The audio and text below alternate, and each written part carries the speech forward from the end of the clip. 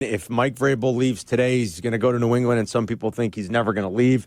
I don't know what's going on in New England. I mean, like the 2 interviews they've done in person to satiate the Rooney Rule are kind of odd ones at best, it seems like. Like we talked to Pep Hamilton over the summer. I like Pep a lot. He's a good analyst. Pep's worked with some great quarterbacks over the course of his career. He coached for a long time, but he hasn't coached in 2 years. He's been in the media, and that doesn't mean that he can't get back into it and do it. No, that's easy. It's like riding a bike. You can get right back into it. But Pep hasn't. If you're talking about 12, 14 years. No, I get it. Then you're still riding a bike, but things change just a little bit. But they've interviewed 2 guys that haven't coached in 2 years, Byron Leftwich and Pep Hamilton. And it seems odd. I don't know. It does very much it very much feels like, well, we have to play by the rules and satiate the Rooney Rule, but Mike Vrabel's going to be our coach. So once he's here, he's never leaving the building. They might be interviewing the offense coordinator then. You interview him from the head coach. Now you've already got a piece of him. But you already got a feeling of it. But don't you want your new coach to be able to have? Well, he probably will. Yeah, he probably will. But sitting down with offensive minds doesn't hurt. Yeah. Sitting, chatting, talking. Listen, weird. how many guys? I don't know. The Bears are going to interview 16 guys. How many guys got a legitimate shot at it? 4? 3? I was going to say 4. Yeah, 3 or 4. Because somebody else might hire some of the guys that you want. So what are you doing with 12 other guys sitting in here when you know they're not real people? You say, hey, you get a chance to pick the brain. I agree with you. You pick the brain. It's some brains you don't want to pick. Some brains you don't. Some you do. Pete Carroll's brain you might want to pick. That's a good one. Pick his brain. See what he can tell you. I mean, I wouldn't be bringing the bug-eyed Adam Gase here anytime soon just to pick his brain. They went down that road already. Yeah. You know what I'm saying? Yes. Oh, what's wrong with this guy? I'll read you something from Brad Biggs' story today in the Tribune. And if you want to join us at any point, and I know people still do, to talk about how this coaching search, forget about how it should go, but how it should end. I mean, everybody, I think, has an opinion on that. And it's a wide range of who you want and who you think is going to be good. You can ring us up at 312-332-3776. It's Carmen and York, Bleck and Abdallah alongside. Tom Thayer joins us in an hour. Crosstalk with Waddle and Sylvia a little bit later. I'll read you this. This is from Brad Biggs' piece in the Tribune today.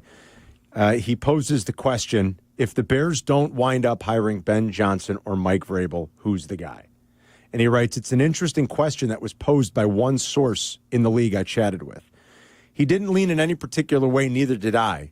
It would be a wide-open race at that point, with the initial list large and possibly still growing.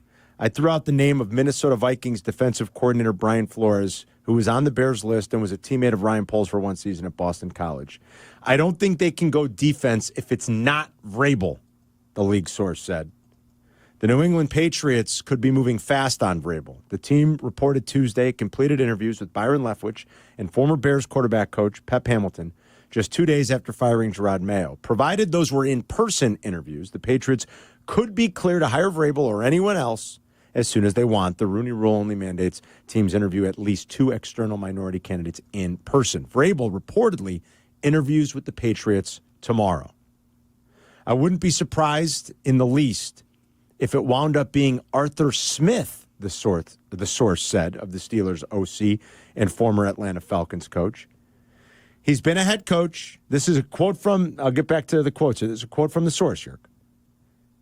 He's been a head coach. He's resurrected Wilson to a point from where he was to where he is right now. He's got a presence. He's smart, close quote. Somebody called us last week and said, look at the job he's done with Russell Wilson. And I said it then. What job has he done? Russell Wilson stinks.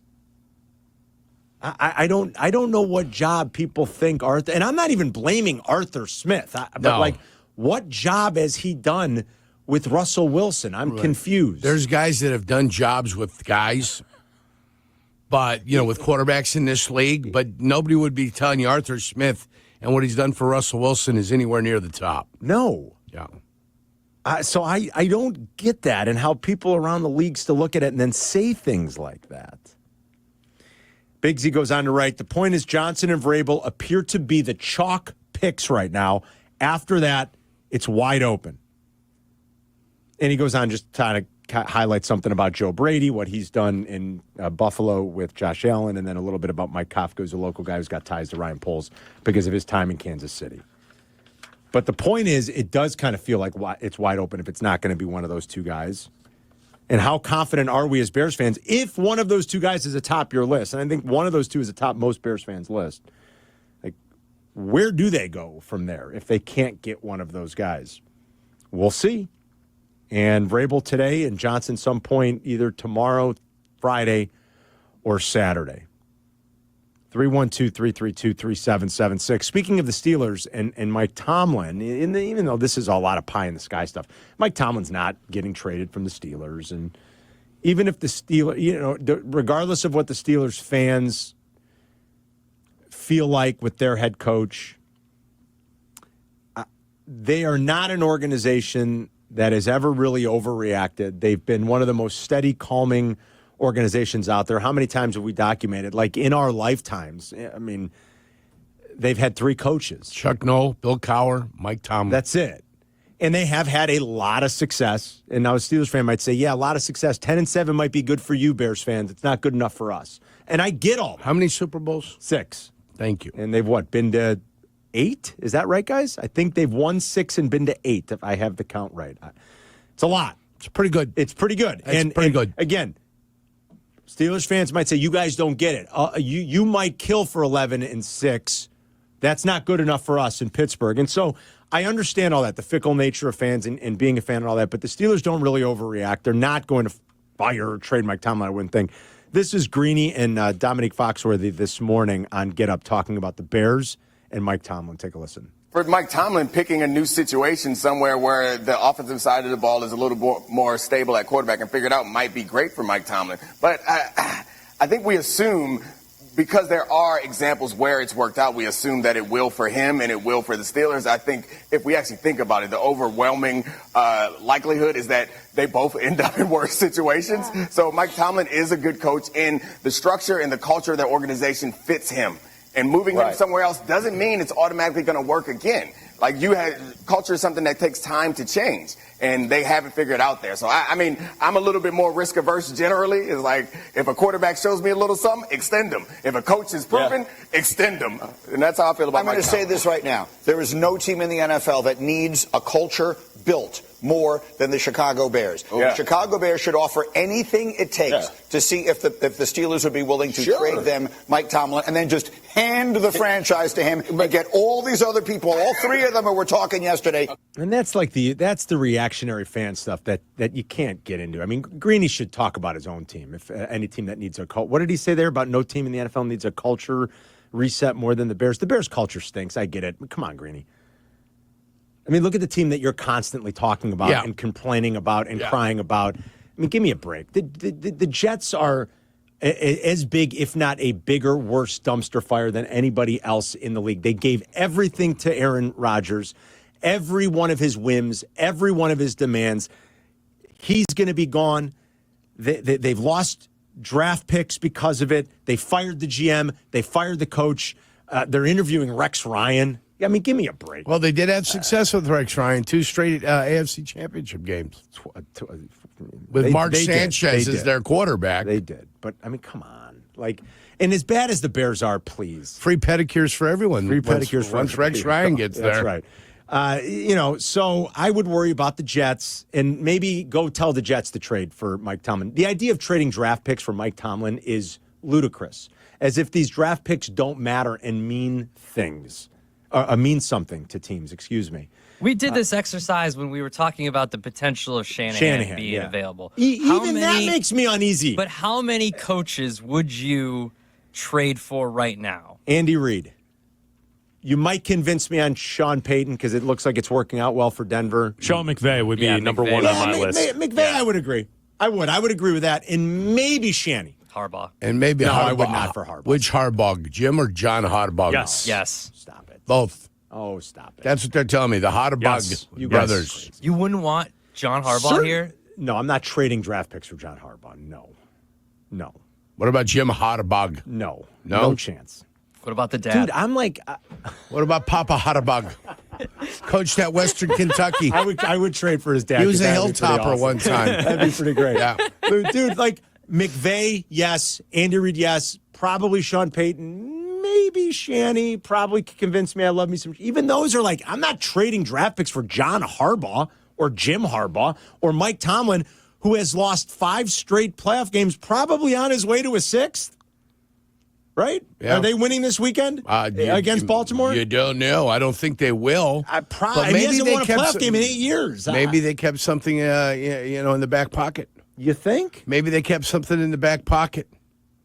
You don't know. We'll find out this week. I don't think they're going to win this weekend, York. That'd be a 6th straight loss. And I've got love better Mike faith. Tomlin. I love the way he talks. I love the way I love got so better much faith. about him. But I'm not trading draft picks. Sylvie tweeted out the numbers a couple days ago. Oh, boy. You love an A and B. You love a player A, player B. I love player A, player Let's B. do Coach A, Coach B. Okay. Okay. Coach A, 174, 112, and 2. Well, I know who that is. That's We just McCarthy. gave that We've record. just been doing that. That's Okay, Mike that's McCarthy. my point. 11-11 postseason record, 1 Super Bowl, 4 championship games, 12 postseasons, 8 division titles. All right. Coach B, 183, 107, and 2, 8 and 10 in the postseason, 1 Super Bowl, 3 championship games, 12 postseasons, 7 division titles. They're the same almost, and the other ones, I'm guessing Tomlin. It's Mike Tomlin. Yeah. Like, and if they're free agents and you think Right. that If they've been fired? okay. Yeah. But I'm not trading draft picks for Mike McCarthy. Are you crazy? And so I wouldn't for Mike Tomlin either. Yeah, if they're fired, that's a different story. That is a much different story. Yes. Free agent, don't have to give up anything in draft capital. Yeah, I'm good for it. To me, the only 2 slam dunk like you would like trade for a coach now, I think Andy? would be Andy and Sean McVay. I really do. I think those are the only 2. I think everybody else comes with some risk. Now you might look at it and say, "Come on, Carm, Sean Payton. Look what Payton's done in 2 years in Denver," and that looks like probably some capital well spent, I guess you'd say, on Denver's part right now. Well, they had to eat some. You know that, right? They Lost some draft picks and they ate a lot of salary because Yep. Sean Payton was like, "We can't do it with this guy. Right. This guy stinks." This guy's no good. We also expected them to be last in their division this year. Yeah. Or them and the not Raiders. that good. Not a playoff Well, team. at the beginning Yeah, of the the year, Raiders. I think the power rankings had the Denver Broncos at 25th. Yeah, that's right. Yeah, About right. low. The Really general low. consensus had them in the back, like they're going to get a top 10 pick for sure. Yeah. So I'm pointing towards it was worth it because It that's looks what like a it was great worth it, coach right? gets out of a team. In 2 years. It does look like it was a smart decision, right? With a rookie quarterback. With a rookie. So you could probably convince me on Peyton. You could probably convince me on Shanny. I think after that, the list stops, guys. I'm telling you, my guy knows offense, though. Sean Payton. Of course. He always knew offense. I'm talking about as a youth. Okay, so if you guys did the McCarthy and the Tomlin comparison, how does Pete Carroll stack up with those two?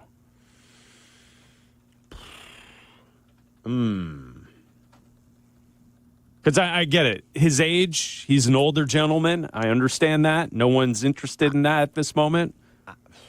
I kind of feel like Pete and Tomlin are very similar. I think Pete Carroll and Mike Tomlin are better head coaches than Mike McCarthy. That's just what I think. Should be personally. 2 Super Bowls, too, Should be. except for they wanted to try to make Russell Wilson a superstar. I'd probably say Carroll's the best out of that bunch. And he's available, so you don't have to trade anything. You don't have to trade Carroll- anything. Exactly. If I'm reading this correctly, Carroll in Seattle went 137 and 89. He went 10 and 9 in the playoffs. He has 2 championship game appearances and 1 Super Bowl win. Yeah, that's pretty impressive. Yeah, I'd You know- say that's pretty good. His early years with the Jets and with New England were not pretty. Let's face it. Especially his year with the Jets. It was not good. The guy overall, I mean, has won almost, he's at about 59% of his He had games eight seasons with Seattle where they won over 10 games. Yeah, that's a lot. And 2 where they won 9. Yeah. 3 And- where they won 9. And they won a lot of playoff games there, guys. I mean, they did, and they did win a lot of playoff games there. And I think he's the best out of that group. And like to Chris's point, he's the one that's the free agent. You really want somebody like that? You don't go trade draft picks when your team needs a lot of work. Everything. You don't trade those draft picks for Mike Tomlin. Specifically up front. So, come on, Greeny. Stick with the Jets. Yeah, stick with what you don't know. And the Jets. the Bears are a disaster in so many areas, but